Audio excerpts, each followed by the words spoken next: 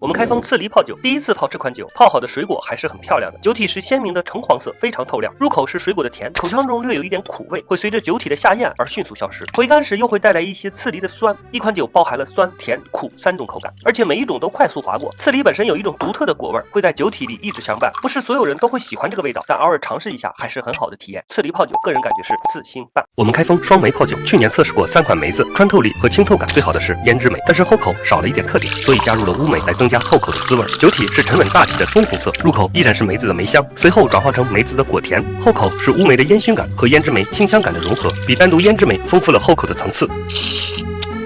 回味时，胭脂梅略带穿透力的果味又回来了。加入乌梅的梅子泡酒，让梅子的果香层叠出现，乌梅有丰富的层次，比单独梅子泡酒口感更胜一筹。双梅泡酒，个人感觉是超5星加。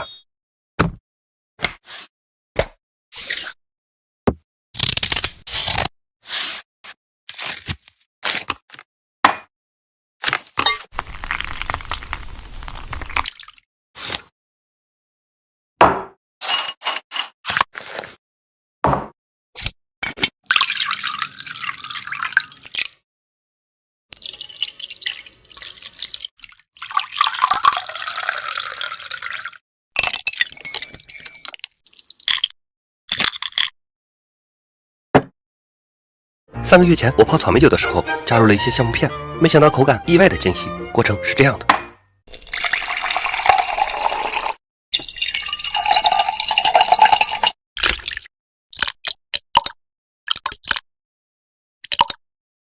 静等3个月后开封，一开盖，一种类似草莓巧克力的香气扑面而来，酒体是明亮的红宝石颜色，入口先是草莓的果味儿。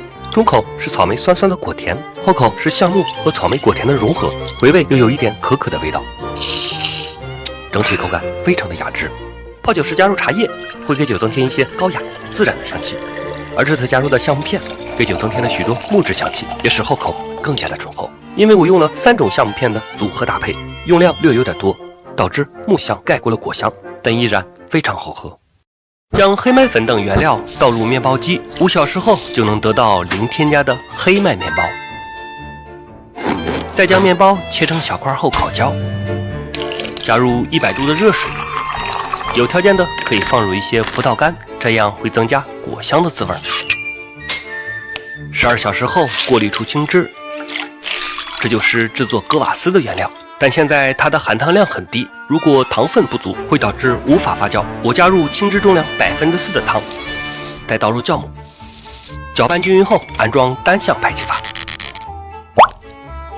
传统做法，第2天就可以把它装到瓶子里，放入冰箱，让剩余的糖和酵母继续发酵，从而产生天然的气泡。2、3天后，传统的格瓦斯就做好了。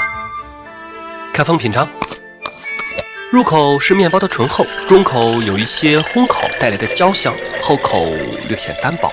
但液体面包这个词在这杯格瓦斯里得到了完美的呈现。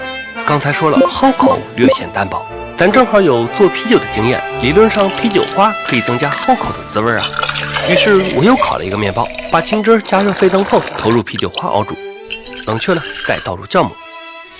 第2天发酵已经开始。这时候我就想，既然都加入啤酒花了，那工艺上咱就再啤酒一些呗。等它发酵结束后，倒瓶过滤，加入2伐糖，封盖。半个月后，这瓶啤酒花版的格瓦斯制作完成，品尝一下。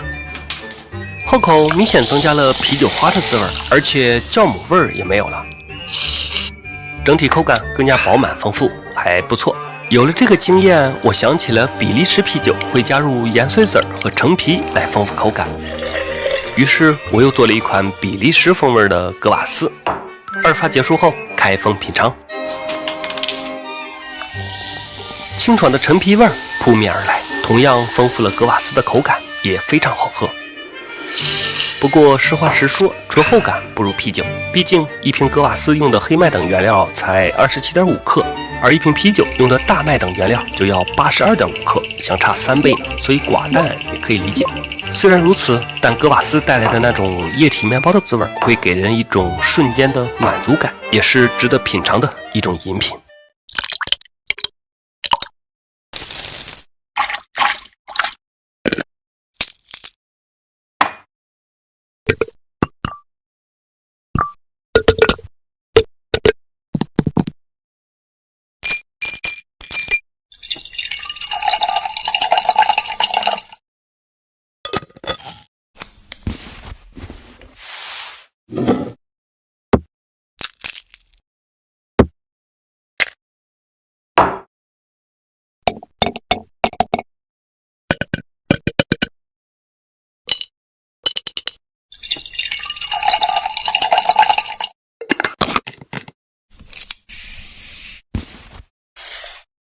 开封桂花泡酒，桂花酒里加入桂圆，丰富了层次感。这款酒比较绵密，用咖啡滤纸过滤的话会比较慢，所以我这次选用大一点的滤网，颜色是比较深的橙红色，喝起来前口充满了桂花的香气，纯粹又浓郁。中调是桂圆的甜糯感，过渡的非常自然。之后的回甘又是满满的桂花香气，回荡在整个口腔和鼻腔，层次感非常到位。好像也没有什么其他做法能比泡酒更好的激发出桂花的香气。桂花加桂圆泡酒又是一款惊艳的组合，个人感觉是5星加。前几天在北京喝了杯浓丝柠檬特调，咖啡与啤酒的融合，意想不到的惊喜。剩下多半杯带回工作室，准备复刻它。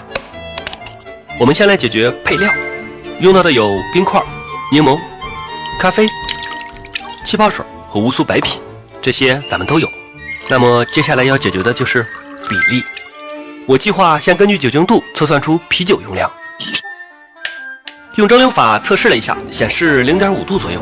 420毫升的成品杯，420乘以 0.005 除以 0.045 等于47克，所以啤酒用量是47克，其他的就好办了。